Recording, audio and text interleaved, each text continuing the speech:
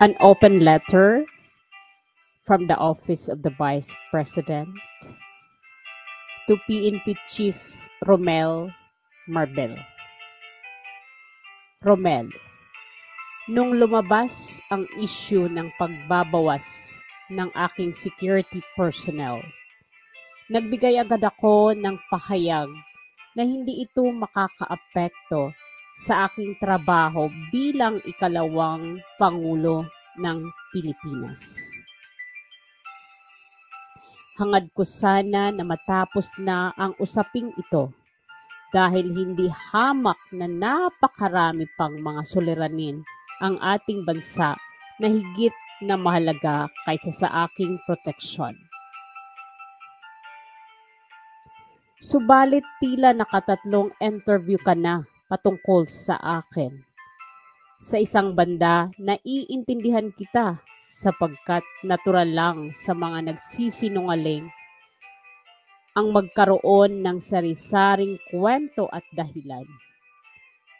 Pero hindi ko na maatem ang tuloy-tuloy na pandilin lang sa aking mga kababayan.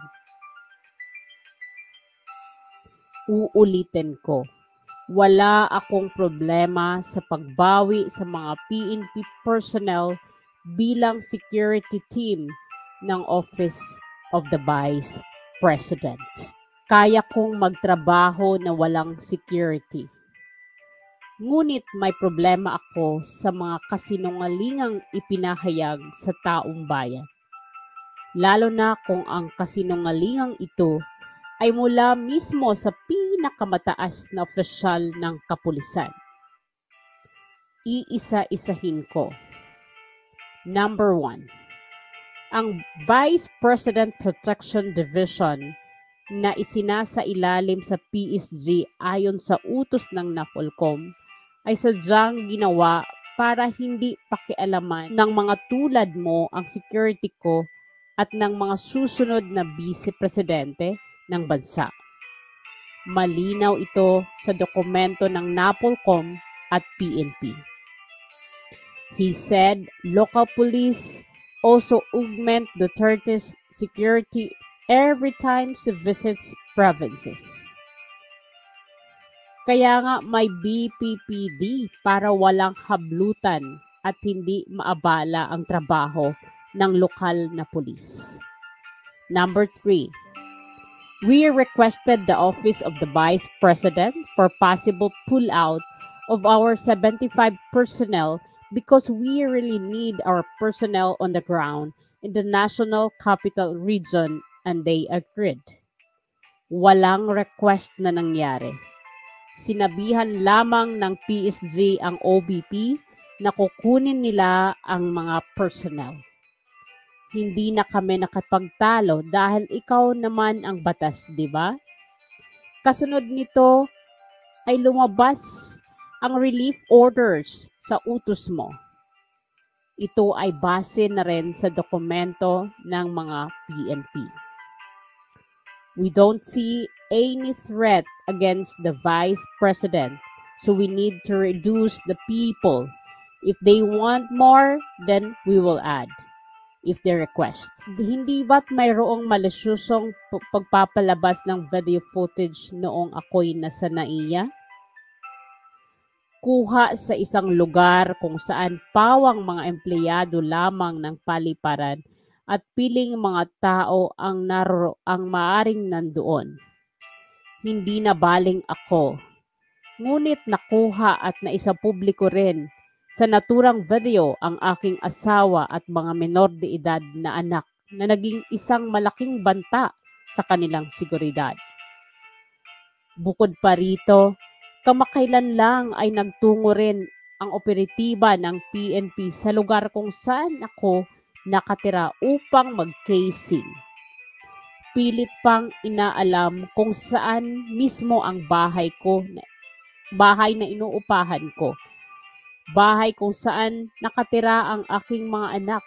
Kung hindi ito napigilan ng mga nagmagandang loob na opisyal ng Homeowners Association, hindi ko na alam kung ano ang maaaring mangyari.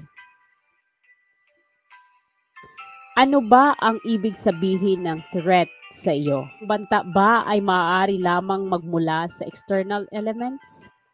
Hindi na ba threat kung ang harassment ay nanggagaling mismo sa mga tauhan ng gobyerno?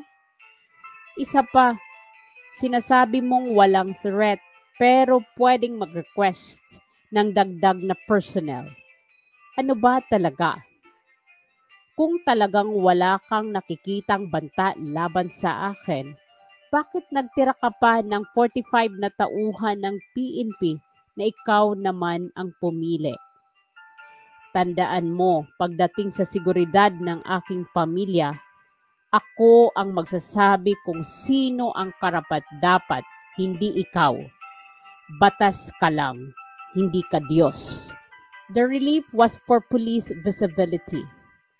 Maganda sana ang hangarin kung totoo, ngunit kaduda-duda na ang 38 sa 75 PNP personnel na pinili ninyong masakop ng relief order ay mga pulis na mula sa Mindanao at ipinapalipat sa National Capital Region na para bang hindi kulang ng pulis sa Mindanao.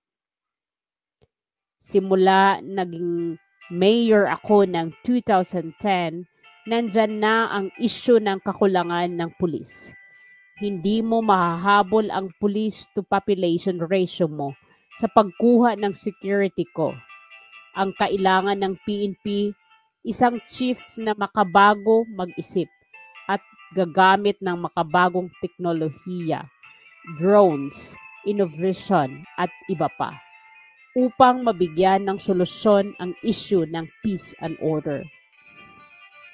Kung kaya ninyong ilagay sa alanganin ang aking seguridad, nag-aalala ako sa uri ng harassment na kaya ninyong gawin sa karaniwang taong bayan.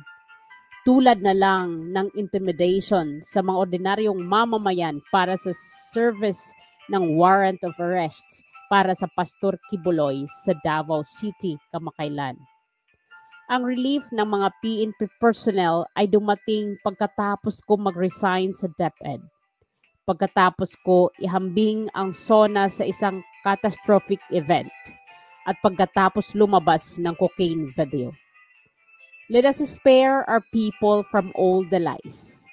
Let us call it what it is, a clear case of political harassment.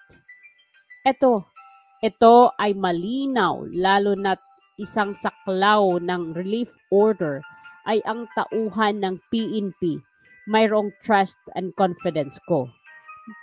Dahil kung hindi sila security ng Pangulong Rodrigo R. Duterte mula noong 2016, ay security ko na mula 2007. It was obviously targeted list and targeted maneuver, nothing else. Masyado na atang mahaba ang sulat ko. Ang gusto ko lamang ay huwag mo na akong mabanggit o banggitin sa mga pagpapa-interview mo.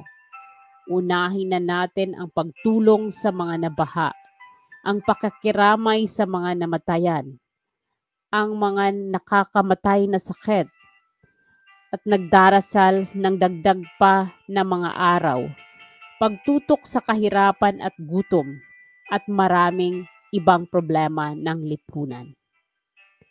Para sa bayan, Sara Z. Duterte. PS.